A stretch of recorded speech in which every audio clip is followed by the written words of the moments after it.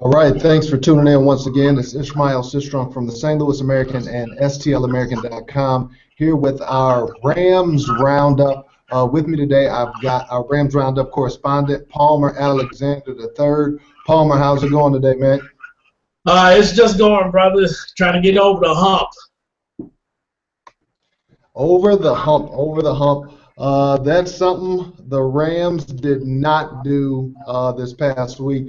Played the Arizona Cardinals, lost a 12-6 game with no touchdown scored whatsoever. Nothing but field goals. Palmer, the Rams were coming off 2 consecutive shutouts where they outscored their opponents just ridiculously. I know at one point you speculated they might be able to run the table. That didn't happen. The Rams were officially knocked out of playoff consideration now. What happened in this game against Arizona? I don't think the game planning was suffice to say, and I think the lack of execution also on the offense as well. Sean Hill, he had a couple of chances to make some big plays when he did have time in the pocket, and it just didn't work out that way. I know we're expecting a lot out of Sean Hill, and the offensive line has been patchwork, Ishmael. But when he did have time to make throws, he just couldn't connect with anybody, especially when they needed it. Yeah, and it seemed like the offense as a whole. As a defense, you expect when you hold a team to 12 points that you're probably going to get a victory. But the Rams only able to get 6 points. So defensively, it seemed like they did their job, but the offense just really wasn't able to get it done. I know you've been a pretty vocal critic of Schottenheimer. How much do you think that was, going to the coordinator as just bad play calling or bad strategy versus just bad play from the players on the field? Well, it's both, and I was making a point to reference that too, because Schottenheimer's always going to get the bulk share of the blame, as you should when you take that position as a coordinator. But those guys also on the field, they're paid to block. In all of the Rams' losses so far this season, all 8 losses, the offensive line play has been absolutely dreadful, and it was again. In the game against Arizona, the biggest, I think one of the biggest gripes, and it's a legitimate gripe, I think, what people have about Schottenheimer, just like we always talk about in-game adjustments, if the Cardinals are blitzing you and they just keep coming at you, you see your line is struggling to block whoever in front of you, it's your job to make adjustments, you know what I'm saying, to be able to allow your team to be able to have a fighting chance to win the game. And he didn't put them and the best opportunity. He didn't, Tavon Austin didn't touch the ball much at all. He only had 3 touches in the game. And in a 12-6 game, Ishmael, all it takes is just 1 touch. And that's the difference in the ball game. And I think they totally abandoned giving the ball to Tavon Austin. Yeah, they may have done that. My bigger question is, why did they seem to abandon the running game this week? Was it more Arizona's defense? Because we look at Trey Mason, he only had 13 carries, 33 yards, which is 2.5-yard average, which is not very well at all.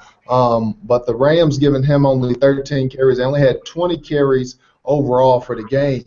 That was interesting. Even when you look at the first down, the Rams got 11 passing first downs, but only got 2 rushing touchdowns. So it's not a game where they were playing from 20 or 30 points down early, so they had to abandon the run. They just didn't do it. So was it because the Arizona defense was too stout, or was it just a faux pas in the strategy? Well, the Arizona Cardinals, one of their strengths is that defensive line. Calais Campbell, he's at 6'8", and just clogging the entire middle of the line, and the Rams kept running into him. They wasn't trying to get outside on the perimeter at all. The Rams totally lost that battle in the trenches. And listen, they was winning those battles over the last few weeks. I guess it was against teams that are on the bottom rung of the NFL ladder at the moment, but they was able to get those things done. and they just had no answer for the for the defensive line of the Cardinals. I mean, they wasn't even cut blocking on the line. Normally, when you get a big guy like Campbell, that's 6'8", you cut him. You cut block, but the Rams didn't do none of that at all. And it was a little disappointing to see because they have played so well the last couple of weeks, and you figure with them being at home, nationally televised game, this would be where you really see them take that next step, and they wasn't able to do that. Now tell me a little bit about the Rams defense, especially we're going to go back to the running game. The Cardinals were able to have some success as a team. They had 143 yards, 15 carries for Williams, 75 yards, 14 carries for Taylor, 61 yards. Why were they able to have success against the Rams when the Rams couldn't do it on the other end? Well, listen, the Cardinals also, their offensive line did a great job, and I got to give you hats off to Bruce Arians. He came up with a game plan to kind of not so much nullify the Rams front four, but to hold them at bay. I mean, there were some huge lanes for guys to run through, and they was able to get some positive yardage on the Rams. And and they caught the Rams in a couple of different looks, and they just happened to call the right play at the right time. So it's again, it's that chess match that happens frequently on the field, and it's up to the players to be able to execute. But again, it's also the onus on the coaches to recognize what's going on and try to find a way to be able to manufacture something. It was something that the Rams were doing that allowed them to be able to allow the Cardinals to run them like they did. But given all that, Ishmael, they still haven't given up a touchdown. So this make 3 straight games the defense didn't give up a touchdown. Yeah, the defense is playing well. It took them a while, it seemed like, to round into form. But this second half of the season, they are playing and have played a lot better. It's just a little bit too late, as once again we see the Rams being eliminated from possible playoff contention. The best they can hope for is a 500 record. And we'll see if that even happens. One bright spot I do want to go back to, I know we switched over to defense, but on the offensive end, we did see Stedman Bailey once again have a pretty solid game, 5 receptions, 74 yards. He's another guy where he's come on during this second half of the season after we lost Brian Quick. We've seen Stedman Bailey come on and be a lot more consistent. He's had a few games where he's disappeared a little bit, but overall he's been a lot more consistent in the second half of the season. Yeah, he's been improving every single week. Ever since he came off the PED suspension. And listen, he's getting behind guys. He got behind someone in the fourth quarter, and I mean, you take that wobbly duck pass, that Sean Hill threw. I mean, he had a touchdown instead of a 38-yard completion. I mean, he got himself open on that important 3rd-and-3 drive. They're next to last drive rather in the fourth quarter in that game, and he got open, and again a bad throw by Sean Hill. So, and listen, Stedman Bailey has been steadily improving, and he's another offensive weapon that they have. But kind of keep going back. Do the Rams have do they have the wherewithal to get the most out of this talent that they do have? Okay, and I know one other thing I know that you wanted to talk about a little bit was Jared Cook made a little bit of controversial statements after the game. His quote was, "We got outplayed, we got outcoached, and we just put a bad display out there." That was from Jim Thomas of the Post-Dispatch.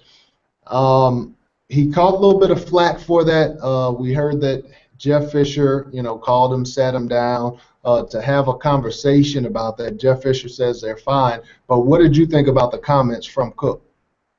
Well, I felt that he was speaking the truth. I mean, this is not the first time this has happened. I mean, Lance Kendrick said something, back in October about the same thing. I mean, guys have been grumbling about some of the play calling. And listen, when the Rams were knocking on the door, when it was 12-3, and I'm thinking maybe they go for a touchdown, but they elect to kick a field goal. I mean, and a lot of criticism goes to that ill-fated 3rd down situation. They tried the play action pass. The Cardinals didn't bite on it, and then the Rams ended up kicking a field goal. The thing is that the coordinators, especially Schottenheimer, you gotta coach like the other team has seen your film before. They've seen that patch before and they had it defended perfectly. So again, that's on the coordinator. I mean, the play was blocked. It just that everybody was covered. The Cardinals knew exactly what the Rams were doing, and that is what may have irritated Jared Cook, and maybe it shed some more light on some of the things that Lance Kendricks was talking about a few months prior. You know what? I think in this situation, I think a lot of it is that people are looking into it. They're trying to make more out of it than it is. I think you hit the nail on the head in the beginning, and just saying that Jared Cook spoke the truth. I mean, when you lose a game 12-6, when you can't get in the end zone, when you blow many opportunities, it's a failure at all costs. You got out coached because you couldn't score. Your players didn't play well. You didn't do a good job when you can't get a touchdown at all. So I don't even think he was purposely trying to take a shot at Schottenheimer or even thinking about, man, I'm going to criticize this guy, because he's just saying we lost. We didn't play well. We played horrible. We only scored 6 points. It's a failure by everybody. You can't score 6 points and then say, well, the offensive coordinator did a really good job, but we just didn't execute. No, right. They did a bad job. You did a bad job. So it's good to me that Jeff Fisher, really wasn't buying that. So he talked to him, like I said. He thought it was fine. The NFL, we know that in professional sports, a lot of times they frown at, those type of things. You don't want to put down your teammates or your coaches or anything like that. But I don't think that's how Cook intended at all. I think he was just mad that they lost, and he was just honest. Everybody did a bad job that game.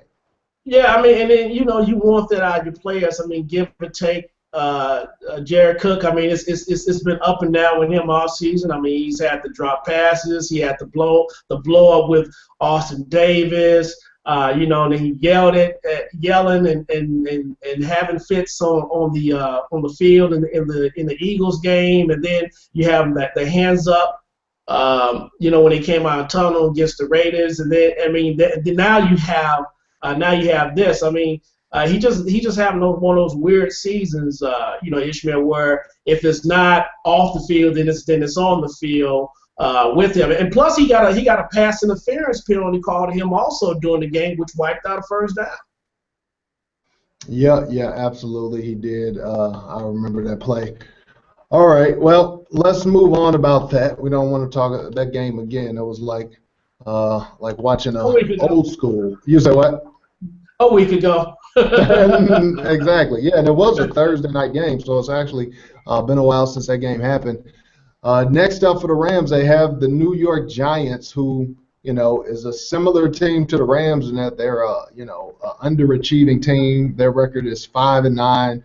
You got Eli Manning, who's won 2 Super Bowls, but NFL's or what have you done for me lately league, and it's been a minute. How do you think the Rams fare against the team from the Big Apple? With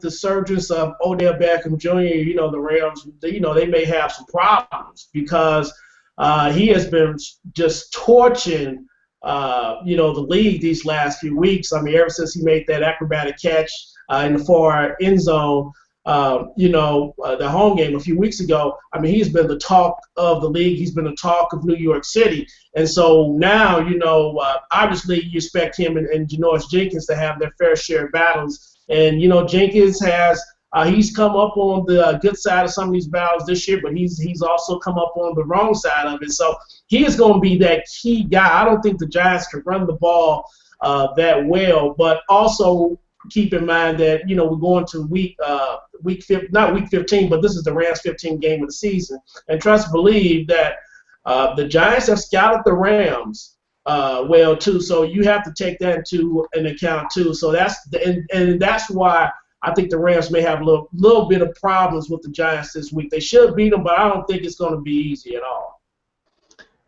Now, how do you think the defense will fare? You think they'll be able to get to Eli Manning? The Giants have had some issues protecting the quarterback throughout the season. Can the Rams exploit that? They can, but I think, who knows? The Giants may decide to do a lot what the Cardinals did. I mean, the Cardinals was maxing out the line. I mean, sometimes they kept 2 tight ends to help block, and then they only send two guys out on the route. So, and pretty much daring the Rams to blitz, which they did. I mean, the Rams only got one sack. So I think, the Giants may do a lot of max protection just to keep Eli Manning upright. I mean, the Rams have knocked a few quarterbacks out. I mean, McCoy is out for the season from the neck injury that he sustained playing against the Rams. I mean, Carson Palmer went out. You saw what happened, to their backup, Drew Stanton, last week. So, the Giants are going to have to do everything they can to protect Eli Manning because he's still their franchise player. Well, you're starting to hear rumbling, which, I mean, honestly, you always hear rumbles in New York. I mean, pretty much every season. People are starting to question Eli. Like I said, it's been a while since he's won. He hasn't, played as well as, as his resume might perhaps, say that he should play. So it'll be interesting. I think obviously both teams are out of playoff contention. Neither is really playing for anything other than pride. But it'll be interesting to see how St. Louis fares. I do think that the Rams should be able to win this game. I think I picked against them against Arizona. I haven't really been sold on them, but I think now that they're officially out of playoff contention, you know what? It was weird to see, a little brief aside, to see that during the game they actually were showing the Rams, as possible playoff contenders, if they won out, and I'm like, there's no way that that's going to happen. So now that they're officially out and there's no pressure, there's no playoffs going to happen, I think they're going to actually come and win, maybe win big, maybe win by 14, 17 points over the Giants. What about you?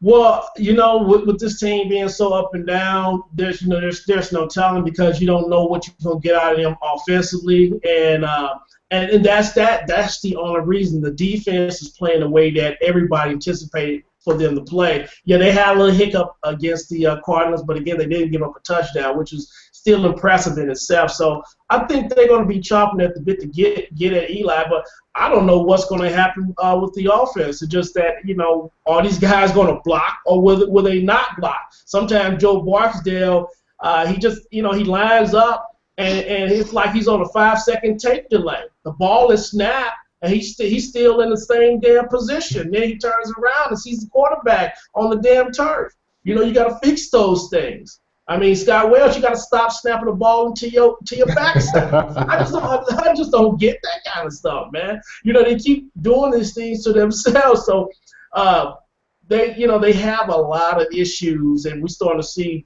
the direction this team needs to take. I mean, recently they also said that they have interest in bringing Sam Bradford back. Okay, well, that's fine as long as his contract is restructured. But as long as I know. Hey, we might as well get ready. We might as well get ready. We might as well get ready for more damn Bradford. Can't even call him Sam. Just say damn Bradford. Yeah, turn. I mean, with the way the offensive line is today, hell, he may get both his knees broke. I mean, dealing with that line, but really, moving forward with the Rams, though, Ishmael is now we see what they need. They have tools on offense with Brian Quick and Stedman Bailey and Tavon. I would love for them to re-sign Kenny Britt. He's been a great addition to this team, but this team won't go anywhere whatsoever if they do not do something with that offensive line. And Schottenheimer, if he is back, he has to do a better job of calling plays and at least put these guys in a better position to succeed because this defense is playing too well for them not to be in the playoffs. Yeah, indeed. At least towards the end of the season. At the beginning of the season, it was something a little different. I think the defense, the fact that they didn't play that well early on also played a key role in them not really being in a playoff position right now. But once they turned it on really, really well. All right, one other thing we want to talk about, Palmer, before we sign off is what's going on with the Rams location situation. We hear, and it's been for the past couple of years, but especially this year, we hear rumors about the Rams moving to L.A. We know they want a team in L.A. We hear the Rams, we hear Oakland, we hear San Diego, we hear all these teams that could possibly move. What's the latest on that front? Yeah, the Rams will be staying in St. Louis for 2015 for sure. Excuse me, they be in St. Louis in 2015. I think by this time next month, Dave Peacock and Mr. Blitz is going to present something that they have already ready to present for for the city of St. Louis and what their future plans for with the stadium. They have been making their rounds.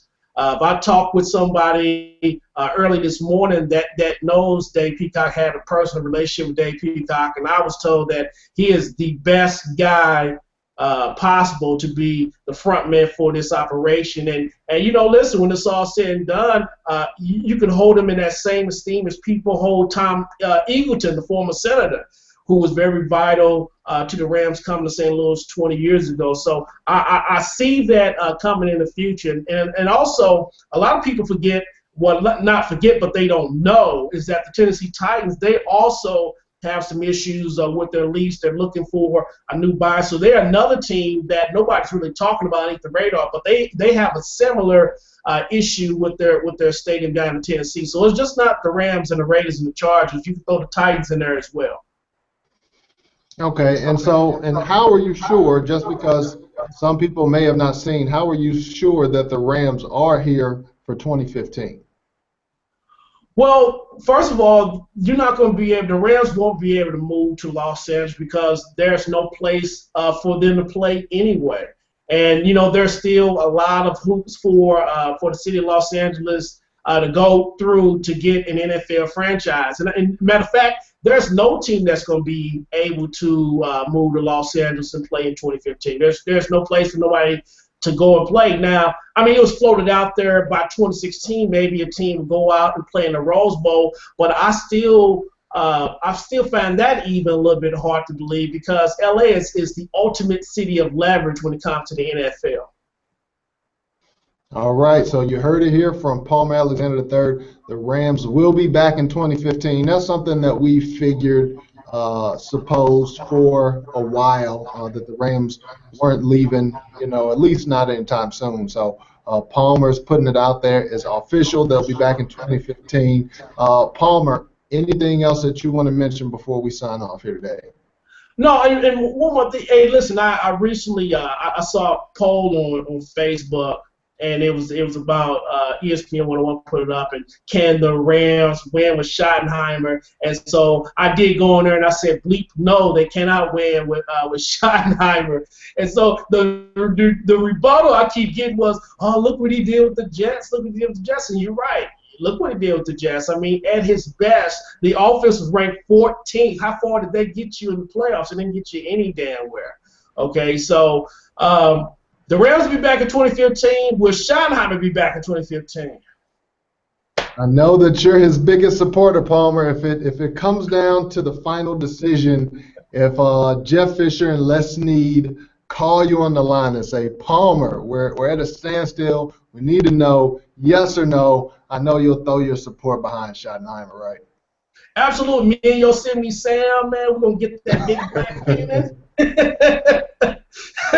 and pull that string for him, man. All right. Well, with that said, we'll go ahead and sign off this week. Like I said, the St. Louis Rams will be going up against the New York Giants. We'll definitely be back next week to recap that game and to get ready for the Rams' final game of the season. But it should be an interesting game against the New York Giants. Again, the Rams and the Giants are pretty much on the same level right now, just one win separating them. So it should be an interesting game, even though neither's going to the playoffs. They're really not playing for anything other than pride. But then again, some of those type of games make the best, most entertaining football. So we'll see how they do. But once again, I'm Ishmael Sistrunk with the St. Louis American and STLamerican.com, here with Palmer Alexander III, and we are out of here from the Rams Roundup. Peace.